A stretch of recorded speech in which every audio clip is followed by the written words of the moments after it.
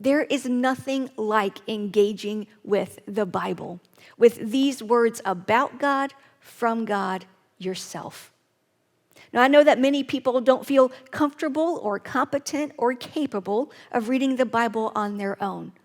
If that's how you feel, it's okay. And I promise you are not the only one feeling that way right now. You can do this, and we're here to help.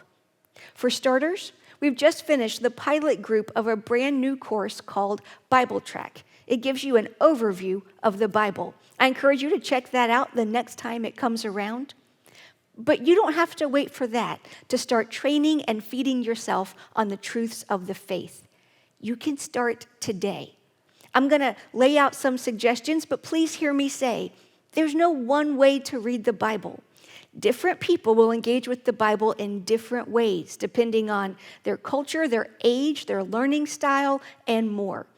And the same person is going to interact with the Bible in different ways in different seasons. I know I have. So try a practice for a while. Once it becomes routine, we'll switch it up and try another one, okay? Here we go.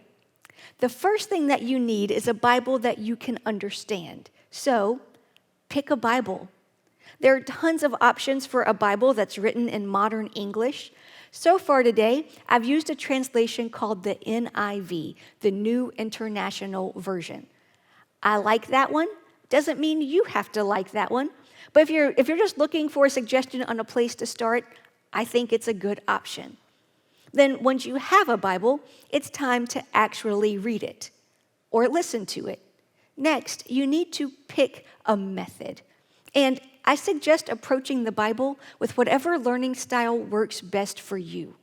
If you learn by reading, then read the Bible, whether that's on a screen or on a printed page.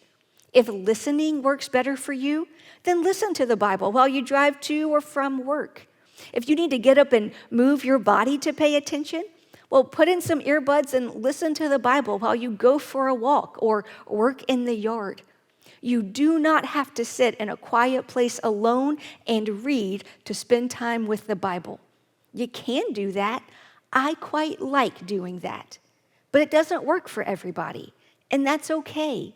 Be you. Learn the way that God made you to learn. And then pick a starting place. Sometimes people don't know where to start and they get paralyzed trying to figure that out. When I got really excited about my faith in college, when I dug into my Bible for the first time, I found a section that I liked and I read it. That's it. Nobody gave me a plan of what I should read. I tried a few different places until one of them clicked, and then I just kept reading. So for me, that meant I read the book of Philippians. It's really short. It's a short letter that Paul wrote to a group of Christ followers. It's pretty easy to understand, and it has very accessible, helpful information that was relevant to my life, like how to not complain and not be anxious, what to focus on, what not to focus on. As I read Philippians, I found a few verses that I loved, and I memorized them. And then after I finished Philippians, I found other short letters that Paul wrote, and I read those too. Now, with a few decades of reading the Bible under my belt, I might suggest starting with some of Jesus' very practical teaching and what we call the Sermon on the Mount. You can find it in the first book of the New Testament called Matthew in chapters 5, 6, and 7. Yes, you can start with the New Testament, and yes, you can skip to chapter 5 and start there. You do not have to start at the beginning. In fact, I would suggest you not start at the beginning. But in typical fashion, my own son did not take my suggestion of where to start. He did what I did long ago. He found a place that he liked, and he just kept going. For him, that was the first book of the Bible called Genesis. He started Genesis at the beginning of this year, and so far, he's made it through Psalms. Now, a few notes on that. Do I care that he didn't take his mother's advice? His mother, who has a master's degree in this, who's read it, who teaches it to other people? No, Are you kidding me? My 14-year-old son, who loves to sleep as much as any other young man his age, voluntarily, independently gets up early several days a week and reads his Bible for 50 minutes. I'm thrilled about that. And he's not some super Christian brand of teenager because both of his parents are ordained, educated pastors.